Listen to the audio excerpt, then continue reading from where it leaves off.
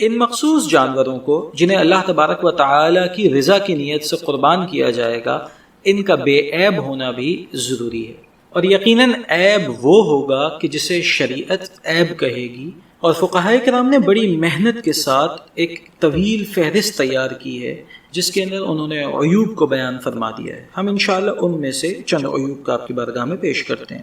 اگر ہم ابتدا سینگ سے کرتے ہیں تو ایک یا دونوں سینگ اگر جڑ سے ٹوٹے یا کٹے ہوئے ہوں، یعنی کہ کاٹ دیے گئے ہوں، تو ایسی صورت میں اس جانور کی قربانی ناجائز ہوگی، یہ جانور عیب دار شمار کیا جائے گا۔ لیکن اگر کسی جانور کے ایک یا دونوں سینگ جڑ کے اوپر سے ٹوٹ گئے ہوں یا جڑ کے اوپر سے کاٹ دیے گئے ہوں تو اگرچہ کہ اس کی قربانی جائز ہے لیکن شریعت مطہرہ میں پسندیدہ نہیں ہے، لیکن حکم یہی دیا جائے گا کہ ایسے جانور کی قربانی کہ جس کے سینگ جڑ کے اوپر سے ٹوٹ گئے ہوں یا کاٹ دیے گئے ہوں جائز ہے۔ بعض اوقات کچھ جانور ایسے بھی ہوتے ہیں کہ جن کے سینگ بالکل بھی نہیں نکلتے، پیدائشی طور پہ ہی نہیں ہوتے، ایسے جانوروں کی قربانی بلا کراہت جائز ہے۔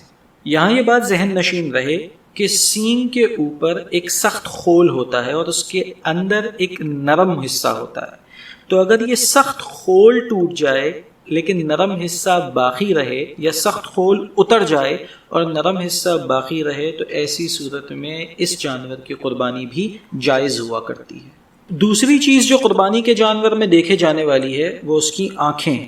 اگر جانور ایک یا دونوں آنکھوں سے اندھا ہے تو ایسی صورت میں اس کی قربانی جائز نہ ہوگی۔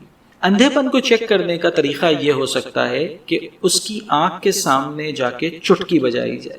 آنکھ کے سامنے چٹکی جیسے ہی بجائی جائے گی تو ریاکشن کے طور پہ وہ اپنی آنکھ کو بند کر لے گا، جس سے یہ بات پتہ چل جائے گی کہ یہ جانور اندھا نہیں ہے۔ تیسری چیز جو قربانی کے جانور میں دیکھے جانے والی ہے وہ اس کے دانت ہیں۔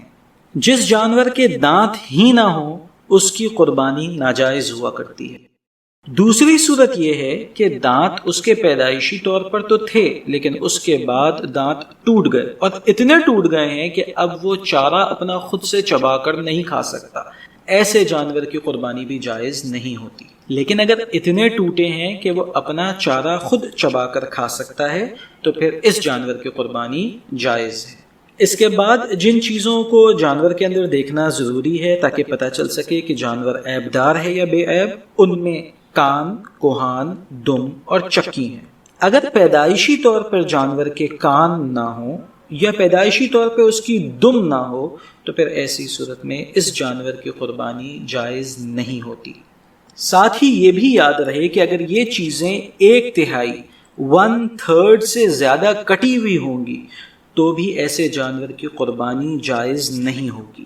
مزید یہ بھی یاد رہے کہ اگر کان 1/3 سے کم کٹے ہوئے ہیں یا 1/3 سے کم چیرے ہوئے ہیں یا 1/3 سے کم 1/3 سے کم ان میں سوراخ کیا گیا ہو تو اس کی قربانی جائز ہوتی ہے، مگر یہ بھی شریعت مطہرہ میں پسندیدہ نہیں ہے۔